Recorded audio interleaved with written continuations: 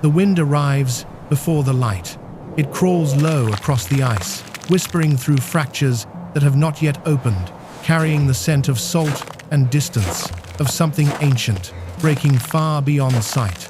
The sky is a pale wound, stretched thin between night and day, and beneath it, the frozen ocean breathes slow, deep, uncertain. She stands alone on a drifting plate of ice that was once part of something vast.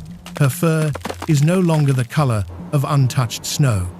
It carries the memory of hunger, the stain of distance traveled, the shadow of storms survived.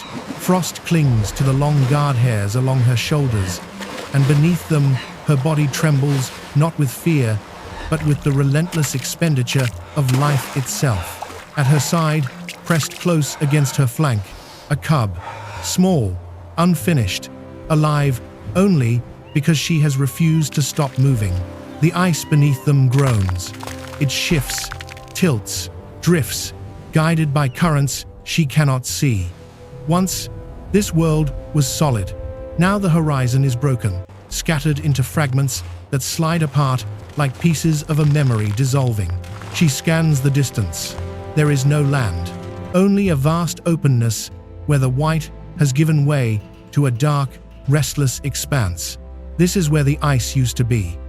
The edge comes into view. A clean break in the ice, jagged and irregular, where white ends and black begins. The ocean moves there, alive, breathing, swallowing light. She stops. The cub peers down, curious, unaware. Far ahead, barely visible, another piece of ice. Between here and there, only water. The wind sharpens, the ice cracks. A violent fracture splits the surface beneath the cub's paws.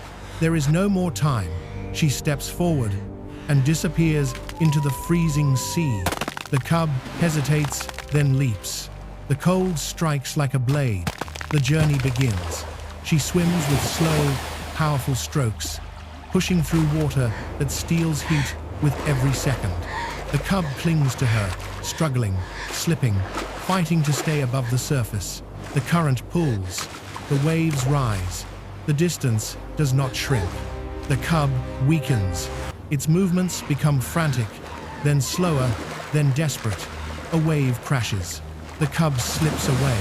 For a single, terrifying moment, it is no longer touching her. The ocean reaches for it. She turns with explosive force. Her jaws close around the cub's neck. Gentle, precise, absolute.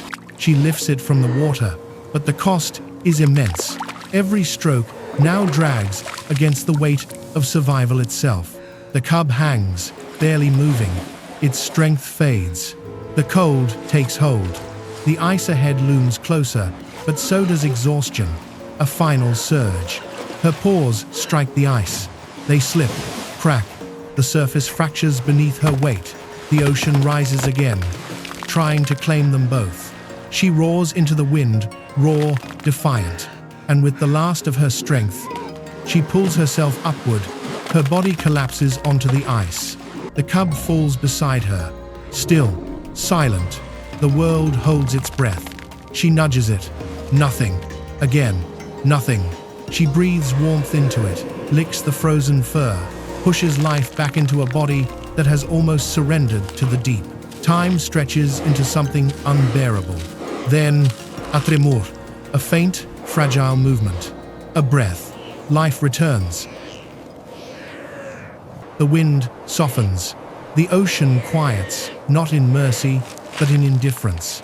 The cub breathes again, weak, uneven, but alive. She curls her body around it, shielding it from the cold, from the world that nearly took it. Her breath becomes its shelter, her warmth, its only refuge. The ice drifts beneath them, unstable, temporary, yet enough.